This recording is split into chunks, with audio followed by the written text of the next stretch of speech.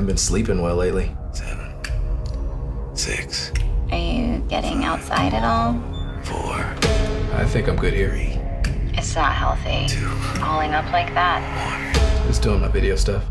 Feel free to like or subscribe. This has been Ken Barber's Long Life Tips. Kind of perfect for this movie to start with, computer Well, yeah, I troubles. suppose so. As long as you've not just seen the film about 5 minutes before hopping on to speak about it, yeah. So yeah, congratulations on the movie. I was going to say, it's really good. What I enjoyed about it was the fact that there has been a lot of movies kind of set in this world, but your director Jennifer, she was very kind of adamant that she didn't want it to feel like it was set in the present time. She wanted it to be more kind of timeless than that. Yes. Was that something that she was very kind of specific with you once from the get-go when you got involved in the project? No, I wouldn't say so, actually.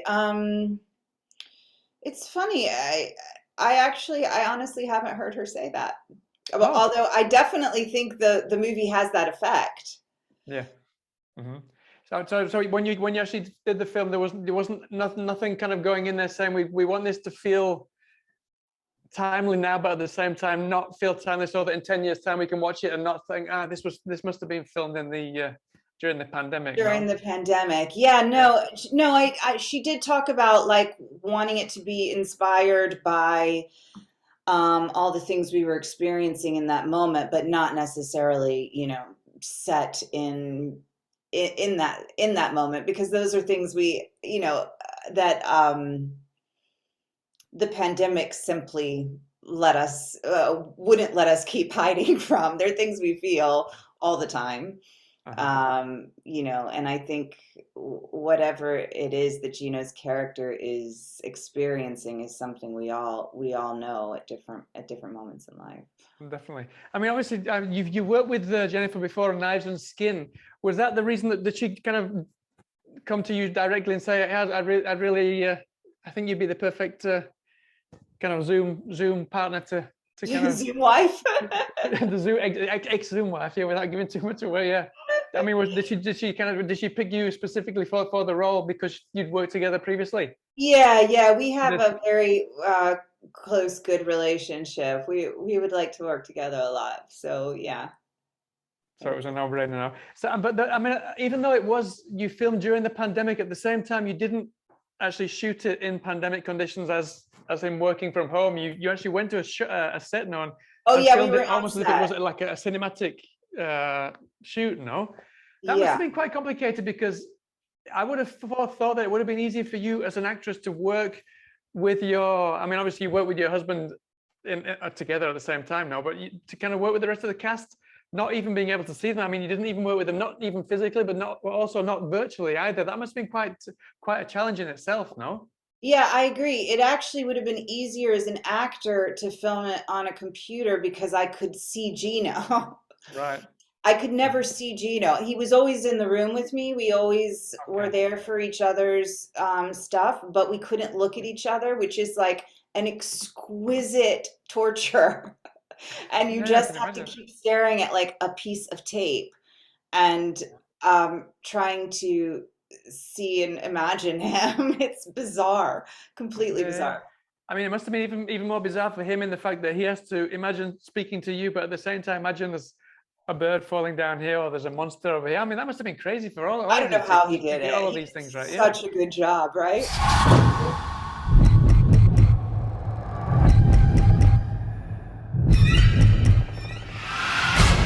Hello? Who is it? Some folks have commented that maybe my apartment is haunted. You should for sure keep investigating. Because the film deals a lot of kind of about isolation and loneliness, and Gino's character, because you divorced in the film, he's on his own, and he can't see when he wants to, but he doesn't kind of feel that he wants to be with people, doesn't want to be with his daughters, and these kind of things. These are themes that I imagine you being an actress and kind of your husband being an actor, these are kind of things that probably kind of resonated quite a lot with you when you came in and you got involved in the project and played into how you prepared yourself for the film. Yeah, I would say so. I mean, isolation is such a huge part of our lives. Yeah, I mean, spending a lot of time. I mean, you've kind of been in theatrical productions, I imagine you've been away from home for quite a long time while they've Yeah. been running, and your husband will discuss the same with his film sets and things like that, no? Yeah, definitely. Yeah, there's a Hmm. lot of computers, a lot of trying to find, is that actually you? Are we Yeah. actually like communicating here? So would you say that you brought anything from that experience, your own personal experience, to kind of the film once you got onto set? Yeah, I mean, yeah, I think trying to uh connect with a loved one, and it's one of the things I love about the movie and about their relationship is that I do think that Kelsey loves her ex-husband so deeply, really cares about him and his well-being, and the powerlessness of trying to connect with someone when you can't actually share a life with them is something I can definitely relate to. Yeah, yeah. Uh-huh.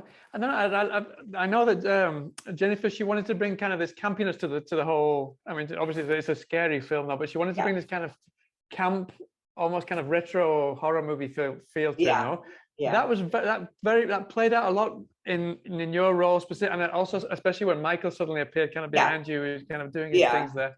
Where did that come from? Was that specifically from Jennifer, or did Michael and you kind of get together and decide how you wanted to play this kind of campy, more goofy kind of side of the Yeah, film? I mean, I think it's in the script. There was sort Right. of no way to get away from it, but it was interesting for me when I saw the movie. It really has this very sort of startling effect, of like it's like this infiltration of these sort of larger than life characters being like, you're fine, right? You're good, right? Okay, good. Let's keep doing, keep having your life absolutely decimated because we think it's funny. Yeah. So yeah, and I think for me, what was interesting when I saw it is that it really did feel so specific to when you're going through a depression or a state of isolation, what the world looks like around you, just trying to like go to the bank or something, Yeah. it's like everything's sort of larger than life and people are aggressively fine. And Yeah, yeah, no, I know um, exactly. I mean, the first time I went to the supermarket after lockdown, the film reminded me. I didn't know how to behave, how to react. Yeah, it yeah, was exactly the same kind of feeling. Yeah. yeah. So I have to say, in a way, I think I was a little resistant to it. I was sort of more interested in the moments of like um, true connection between these ex-partners, but in seeing the final effect, I totally understand what she was going for. Hmm. And also, I mean, to talk about Michael there as well. I recently spoke to I was speaking to another couple, John Krasinski, who did A Quiet Place with his wife, and he Oh said yeah, that he'd wanted to do something with his wife for a long time, but he was very reticent because he didn't want to play something with his wife because he was kind of concerned about what people would think about him kind of playing. I mean, because he actually played yeah, they played partners in that film. right. Is that something that you've always been reticent about, or is that something that comes very easily, very naturally for you to? Was it easy for you to play kind of partners in this film and didn't have a problem with it That's at a all? complicated question. It is Yeah. tricky for us. It really is. I mean, I think it's good for a relationship in some ways.